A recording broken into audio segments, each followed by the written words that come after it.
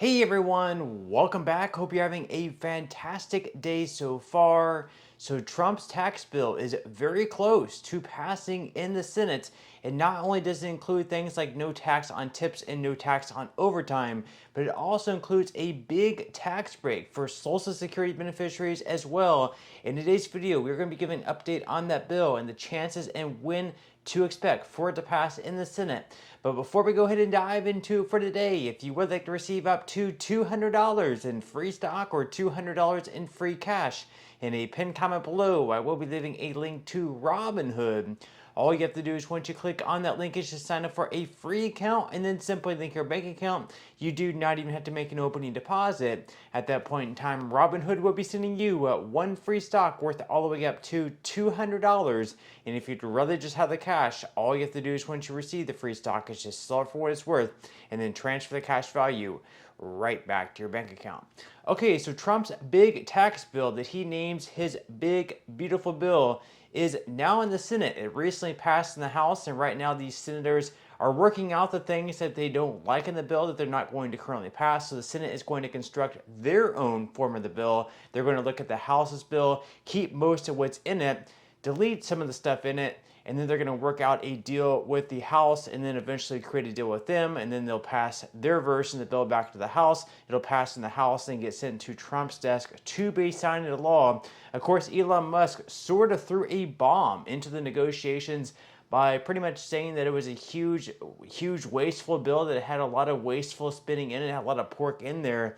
So it had a lot of people, wondering whether or not they would actually be able to pass this thing. It seems that Republicans are still on board with passing it. However, there are a few hangups in the bill, which we are going to be covering straight from this article here from the Hill. So they say that problems are multiplying for Senate Majority Leader John Thune and other Senate negotiators in their bid to pass legislation to enact President Trump's agenda by July 4th.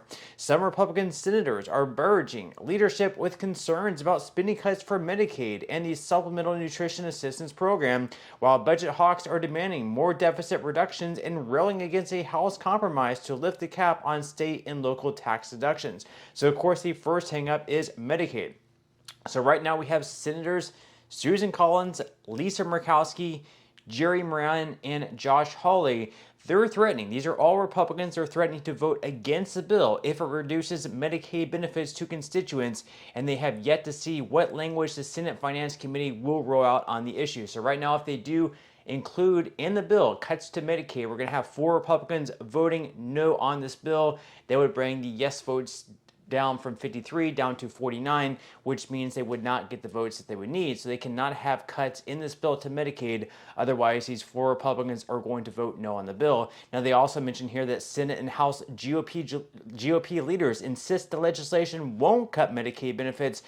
But the Congressional Budget Office released a report Wednesday projecting 10.9 million Americans will lose health insurance if the bill passes due to changes to Medicaid and the Affordable Care Act coverage. So obviously, if that's true, if we're going to have 10 million Americans lose Medicaid, we have senators like Josh Hawley, who are Republicans, saying that he does not want to vote for a bill that's going to cause people to lose their health insurance. Now, another hangup, of course, is SNAP. So several Senate Republicans are also raising concerns over a projected $267 billion in spending cuts to the SNAP, including Collins and Moran. So that's going to be another issue there if they actually reduce SNAP benefits, that they have cuts to SNAP. We're also going to have Republican senators voting no on the bill as well. Now, on top of that, there's also problems as far as deficit reduction goes. So a lot of Republicans look at this bill, they see all the spending that's in it, and they think that we should cut even more spending. So, for example, they say that a growing number of Republicans are joining budget hawk Senator Ron Johnson's call for more spending cuts in the bill,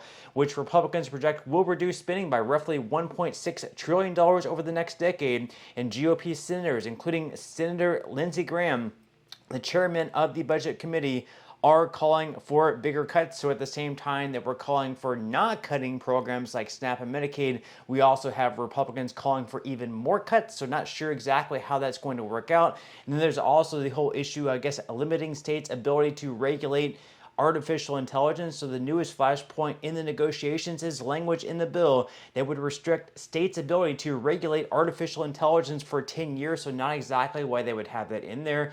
Basically, there might be like a blanket insurance for regulating AI at the federal level, but states couldn't do their own thing. That could be very concerning. Let's say, for example, that something specific is happening in the state of Florida, just for example, and they need to regulate AI in a certain manner they're not protected at the federal level. That could be very concerning to an individual state. There's also a hang up over state and local tax deductions, otherwise known as SALT. So Republicans say they're going to rewrite the deal that Speaker Mike Johnson reached with House Republicans from New York, New Jersey, and other high-cost blue states to raise the cap on SALT deductions from $10,000 to $40,000 for households earning up to $500,000 per year.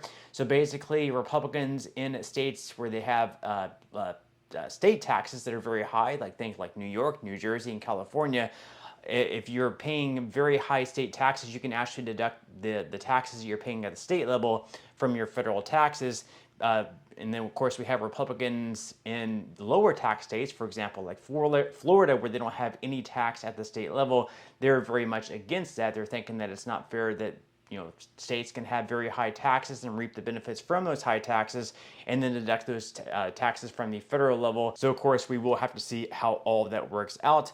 And then, of course, right now, as I mentioned before, Trump's One Big Beautiful Bill Act is currently being considered in the Senate, according to Newsweek, after passing the House of Representatives in a 215 to 214 vote in May. So it was very close, but did pass by a narrow measure. Trump had pledged to eliminate federal taxes on Social Security benefits, a move that would mark a major policy shift for retirees. And while the bill does not eliminate those taxes, it includes a temporary increase to the standard deduction for older Americans, a change that could lower taxable income for Social Security recipients. So it's not going to cover everyone receiving Social Security. However, if you are the age of 65 or older, you are going to receive an extra $4,000 deduction to your standard deduction on top of what you're already getting. So on average, they're working this out to be right around $480 to $500 in savings, with some people actually getting right around $1,000 or more back. So they go on here to say that the bill passed by the House would raise the standard deduction by up to $4,000 for people aged 65 and over,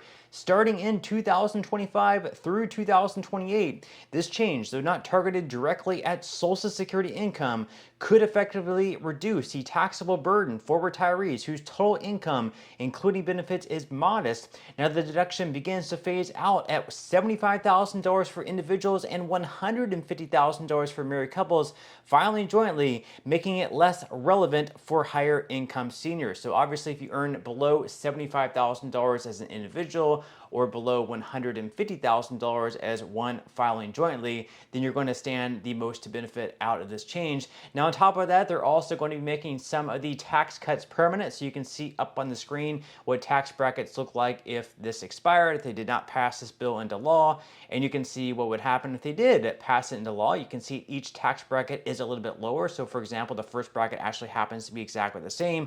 However, the second bracket, you're going to be paying 3% less in taxes. The third bracket, you're going to be paying 3% less in taxes. The fourth bracket, you're going to be paying 4% less in taxes, and then so on and so forth. You can see the savings on down the road there. Then on top of that, of course, the standard deduction is almost going to be doubled if this is signed to law. You can see that for in 2026, the standard deduction for individuals is $16,550, as opposed to if this bill does not get signed into law, it'll drop back down to $8,300. So you're pretty much going to have your standard deduction cut in half if this bill does not get signed into law. They're also going to be increasing the child tax credit by $500 and then index that into inflation.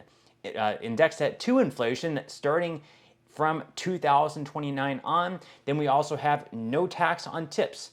We're going to have no tax on overtime and also no tax on auto loan interest. And as I mentioned earlier on, just a second ago, there's also going to be that larger standard deduction for seniors. So there's a lot to unpack in this bill. Those are just a few of the things in the bill. But like I said, in the Senate, it does face some troubles with Medicaid, SNAP. We have Republicans in the Senate who do not want to see any cuts to Medicaid. They don't want to see people losing their health insurance. And they also do not want to see any reductions in SNAP benefits either.